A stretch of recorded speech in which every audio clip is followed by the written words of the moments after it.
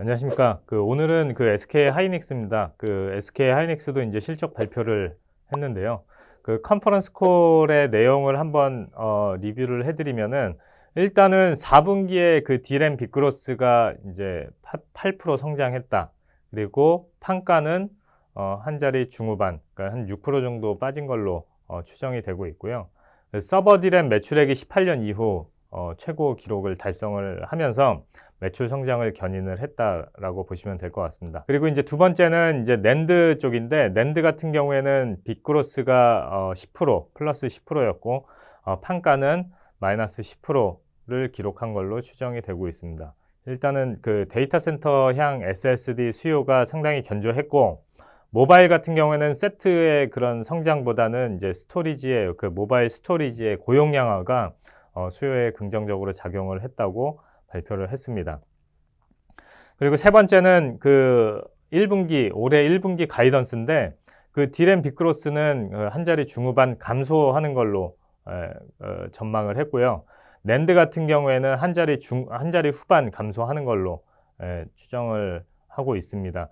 근데 이제 올해부터 이제 솔레다임이 이제 연결 실적에 반영이 되기 시작하는데, 이거를 반영을 한다고 하면은 전분기 대비해서 낸드 빅그로스는 20% 증가하는 걸로 추정을 해볼 수가 있을 것 같고요.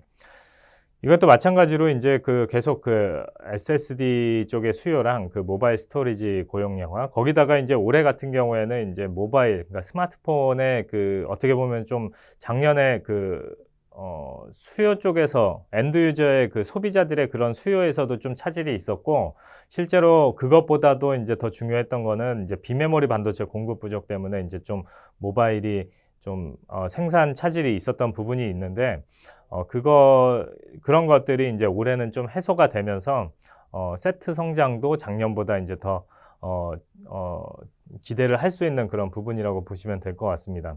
그래서 올해 연간 가이던스는 지금 말씀드린 대로 비메모리 반도체 공급 부족이나 그런 물류 이슈, 이런 것들에 대한 그런 바틀렉 이슈가 올해 하반기에는 이제 개선될 걸로 전망을 하고 있고, 올해 연간으로 D램하고 낸드 수요 빅그로스는 각각 이제 10% 후반, 그리고 30% 이상 그렇게 전망을 하고 있습니다.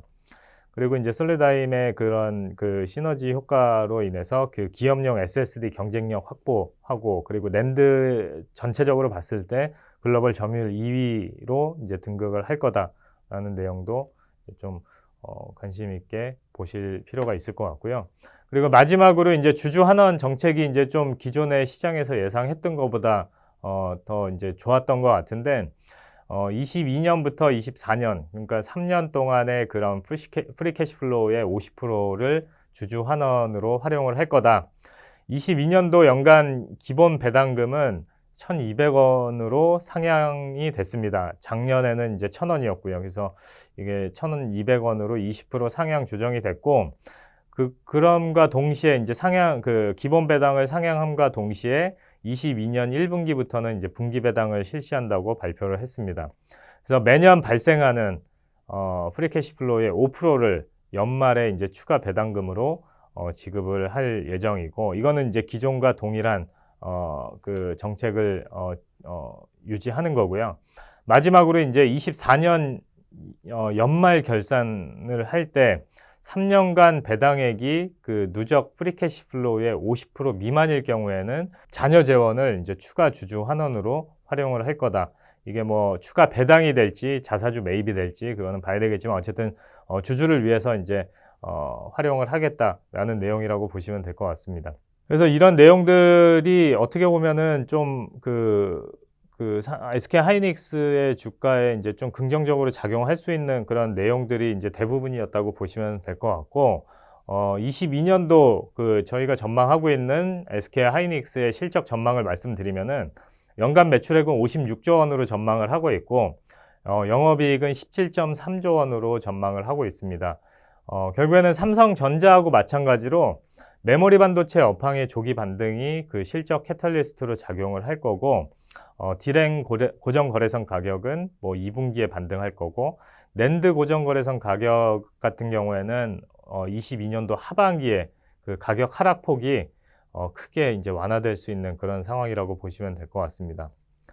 그래서 목표 주가도 이제 실적 전망치 상향과 함께 목표 주가도 이제 기존의 14만 6천 원에서 16만 원으로 상향 조정을 했고, 타겟 멀티플은 그대로 1.5배, PBR 1.5배 그렇게 유지를 하고 있습니다. 투자 포인트를 요약을 해서 말씀드리면은 첫 번째는 이제 메모리 반도체 업황의 그 조기 반등이 가시권에 진입하면서 업종의 실적 전망치가 메모리 반도체 업종의 실적 전망치가 본격적으로 이제 상향되기 시작할 거고, 두 번째는 이제 그 기대 이상의 그런 주주 환원 정책도 기업 가치에 긍정적으로 작용할 수 있는 그런 요인이라고 보시면 될 것 같습니다.